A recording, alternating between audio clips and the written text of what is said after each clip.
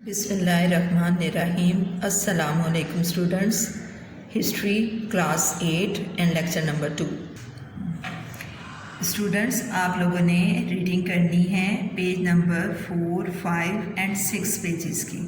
Dictionary work find out کرنے کے بعد آپ لوگوں نے اس کی ریڈنگ کرنی ہے، اور اس میں ہمارے پاس جو کویسچن آئیں گے جو آپ لوگوں نے لرن کرنا ہے، جو نوٹس آپ لوگوں کے پاس موجود ہیں، ان میں سے لانگ کویسچن جو ہیں 3 اور 5 آئے گا، وہ آپ نے کرنا ہے، اور 3 اور 5 کی اور یہ باقی جو ہیں پیجز، اس کی تھوڑی سی اس کو میں سم اپ کر دوں، کنسائز فارم میں آپ کو بتا دوں۔ اسٹوڈنٹ، سب سے پہلے ہمارے پاس ٹاپک ہے educational policy of British government. اس میں ہمارے پاس جو 2 تھیریز ہیں، ان میں ایک ہے لارڈ میکالے کا نظریہ ہے، اس کی تھیری ہے 1835 میں۔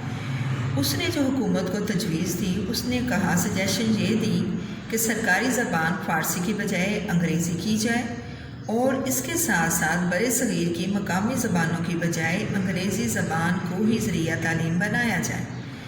اور لارڈ میکالے کا تعلق جو تھا وہ برطانیہ سے تھا، اور یوں سمجھیں کہ وہ برِ صغیر میں حکومت کی تعلیمی کمیٹی کا سربراہ تھا۔ اس کے اپوزٹ چارلس ووڈ کو اگر ہم دیکھیں، اور چارلس ووڈ نے کیا کہا، اس نے کہا جو تعلیمی منصوبہ پیش کیا، اس کے مطابق برِ صغیر کے ہر صوبے میں محکمہ تعلیم، ایک گورنمنٹ کالج اور ایک ماڈل ہائی اسکول قائم کیا جائے۔ اس کے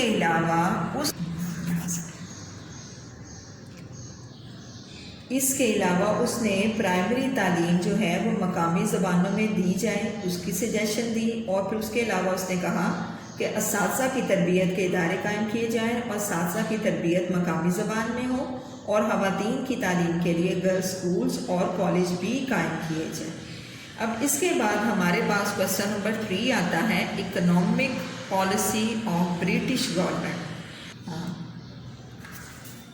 انگریزوں نے برِ صغیر میں ٹیکسوں کا نیا نظام متعارف کروایا، پیمائش اور وزن کرنے کا نیا نظام بنایا، نئی کرنسی متعارف کروائی، ریلوے اور سڑکوں کا ایک اچھا نظام قائم کیا، نہری نظام کو ترقی دی اور نہروں پر پل بھی بنائے۔ اس کے علاوہ انہوں نے جائیداد کی ملکیت کا قانون متعارف کروایا، آزاد تجارت کی حوصلہ افزائی کی، اور اس کے ساتھ ساتھ انہوں نے کپڑے پر درآمدی ڈیوٹی کم کر دی۔ انگریزوں نے سرکاری ملازمت کا نظام جو ہے اس کو بھی بہتر کیا، اور اس سے کیا ہوا، انہوں نے برِ صغیر سے خام مال حاصل کیا، اور پروڈکٹس جو تھیں وہ مہنگے داموں یہاں لا کے بیچی۔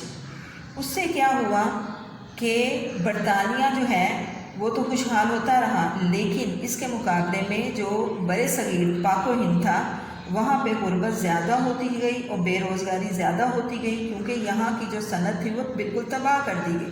یہ کویسچن نمبر 3 ہے، یہ آپ لوگوں نے لرن کر لینا ہے۔ Social reforms in Indo Pak subcontinent during the British period.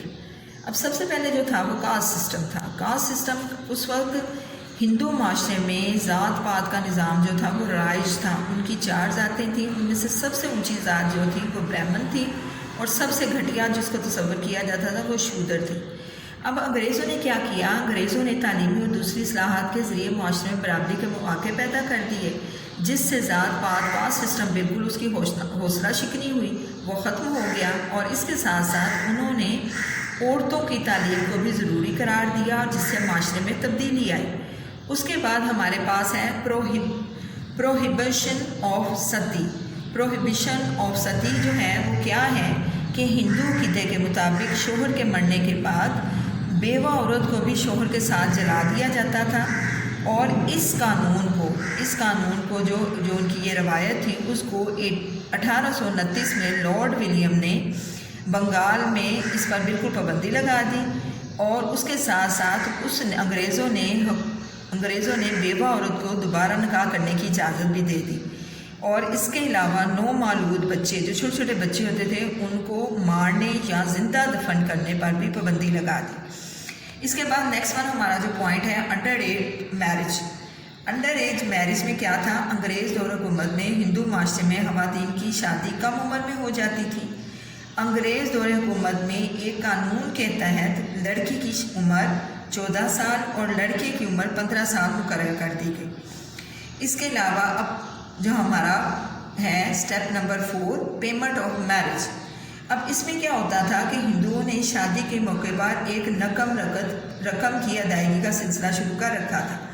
ये जो रकम थी, ये जो मनी थी, दुल्हन के ख़ानदान वाले दूल्हे के ख़ानदान को दी जाती थी और इस गैर इंसानी रस्म को अंग्रेज़ हुकूमत ने ख़त्म कर दिया और इस गैर इंसानी रस्म को अंग्रेज़ हुकूमत ने ख़त्म कर दिया। अब ये स्टूडेंट्स आपका क्वेश्चन नंबर 5 भी हो गया। आपने इसको भी बहुत अच्छी तरह स्ट्रॉन्गली लर्न करना है।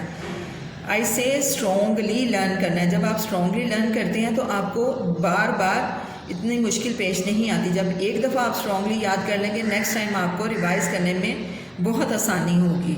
अपना बहुत ख्याल रखिएगा। टिल देन नेक्स्ट, अल्लाह हाफिज़।